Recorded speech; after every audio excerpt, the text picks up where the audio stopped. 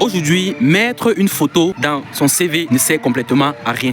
Dans cette vidéo, je vous partage 3 astuces pour optimiser votre CV et trouver votre stage en France. Alors, avant de commencer, il faut comprendre l'environnement des stages en France en 2025. En France, aujourd'hui, trouver un stage est devenu difficile.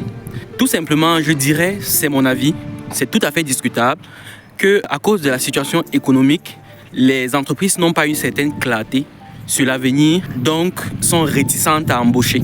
Pas parce qu'il n'y a plus de potentiel en France, pas parce qu'il y a certains secteurs qui sont en train de disparaître, mais tout simplement parce qu'il n'y a pas de stabilité. C'est mon avis et c'est tout à fait discutable.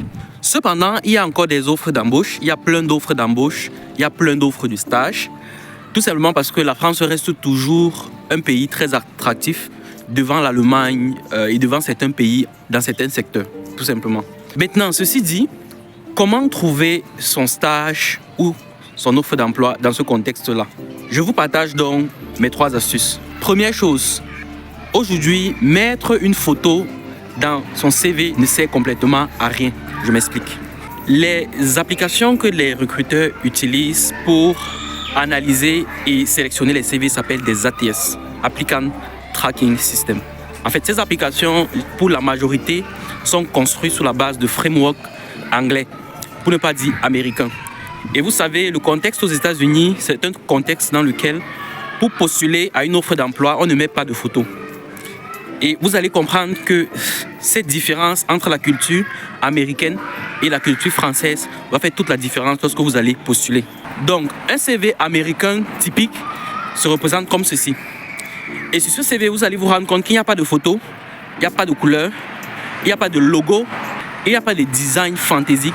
C'est un CV écrit sur Word comme une lettre, comme un document texte. Une fois que votre CV va arriver dans le système, l'ATS, Applicant Tracking System, il faut savoir une chose, c'est que, étant donné que le framework est construit sur le modèle américain, malgré qu'il y a des développeurs français qui, en fonction des exigences de la boîte, du domaine, etc., vont orienter l'application des candidatures dans un certain sens, derrière, c'est quand même des modèles de reconnaissance américains qui tournent. Vous avez tout intérêt à ce que votre CV n'ait pas de photo, n'ait pas de design et soit écrit, en gros, comme une lettre ou un document Word, tout simplement. Pour un profane qui n'a jamais fait d'IA, je lui demanderais juste de prendre son CV et de l'écrire comme une lettre Word, avec des grands titres, des sous-titres, ses compétences, comme le modèle indiqué tout à l'heure. La deuxième chose, c'est qu'il faut comprendre qu'aujourd'hui, une statistique montre qu'il y a 1,5 fois plus de candidats pour une offre d'emploi aujourd'hui qu'il n'y en avait avant l'IA. Tout simplement parce qu'aujourd'hui, les employeurs utilisent GPT pour écrire les offres de candidature. Donc, il est tout à fait intelligent et à l'honneur du candidat d'utiliser également GPT pour répondre à ces offres de candidature. Ceci étant dit, on se rend compte qu'il y a beaucoup de candidats qui, grâce à l'IA, optimisent leur CV grâce aux intelligences artificielles et au final gagnent en temps et gagnent en productivité. Du coup, ils se retrouvent à postuler en masse sur plusieurs offres de candidature qu'ils ne pouvaient le faire dans le passé.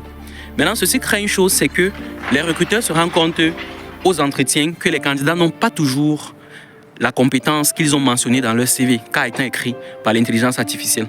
Donc, les recruteurs vont mettre davantage de barrières au niveau du recrutement pour filtrer le maximum de personnes. Ceci se traduit par quoi? Ils vont ajouter ce qu'on appelle des tests cognitifs. Les tests cognitifs vont viser à déterminer la personnalité du candidat. Ils vont également viser à déterminer ses aptitudes cognitives. Les tests de personnalité vont être principalement basés sur la capacité du candidat à travailler en équipe, la capacité du candidat à mener un projet et à le livrer dans les deadlines, la capacité du candidat à faire face aux erreurs, à demander de l'aide, et etc. Et les tests d'aptitude cognitive vont principalement être basés sur, par exemple, des cases qu'il faut compléter, la vitesse de réflexion, comme par exemple les tests que vous voyez à l'écran. Et ces tests-là, en fait, lorsqu'on ne les a jamais faits pour la première fois et lorsqu'on ne connaît pas les astuces sur comment bien les mener, on se plante. Étant donné le nombre grandissant de candidatures, pas de candidats, ce système est en train d'arriver progressivement en France. Donc vous avez compris le schéma, ça quitte des États-Unis, après ça va en Suisse et ça vient en France. Dans ces tests, il n'y a pas de mauvaise réponse, mais en fonction de votre perception, en fonction des réponses que vous jugez justes, derrière, ils parviennent à déterminer votre personnalité. Les tests sont également basés sur la capacité de réflexion. On va vous donner 3 cases et on va vous demander de compléter la 4e case, où on va vous donner une suite de nombres et on va vous demander de compléter le nombre qui suit. Donc, si vous n'avez jamais eu à faire ce genre de test, c'est sûr, au premier coup, vous allez vous planter. Donc, c'est tout à fait à votre avantage de pouvoir commencer à chercher comment résoudre ce type de test, car ça arrive progressivement dans les applications de candidature. Juste une chose que j'ai oublié de mentionner, il est tout à fait à votre honneur de candidater avec un CV optimisé par IA pour passer les ATS et sortir dans les 5 meilleurs ou 10 meilleurs CV sélectionnés. Maintenant, ceci dit, ne faites pas l'erreur de générer complètement votre CV par intelligence artificielle. Parce qu'en fait, tous les IA qui utilisent GPT derrière pour générer leur CV utilisent un modèle, le modèle Python 3. Ce modèle-là génère des PDF et des documents qui ne sont pas visibles et très bien analysables par les ATS. C'est mon expérience, je ne tire pas mes sources de quelque part. Donc, voilà, vous pouvez, si vous avez des éléments de contradiction, vous pouvez me les donner en commentaire. Mais j'ai remarqué en postulant avec des CV complètement générés par IA que ces CV-là ne passent généralement pas des ATS. Donc, vous avez tout avantage à écrire votre CV totalement sur Word, sans fantaisie. Même si le texte a été généré par IA avec des mots-clés correspondant à l'offre et j'en passe, vous avez tout avantage à copier et à le coller sur un fichier Word déjà prédéfini. La 3e chose, et je vais finir par là, c'est l'anglais. Si vous voyez une offre de candidature en anglais, adaptez votre CV et mettez votre CV en anglais, tout simplement. Si vous candidatez dans une grosse boîte worldwide qui a des succursales dans le monde entier, soyez-en sûrs, ce n'est pas eux qui écrivent les scripts derrière les ATS. Donc, vous aurez tout avantage à mettre votre CV en anglais parce que la boîte est worldwide et à postuler totalement en anglais.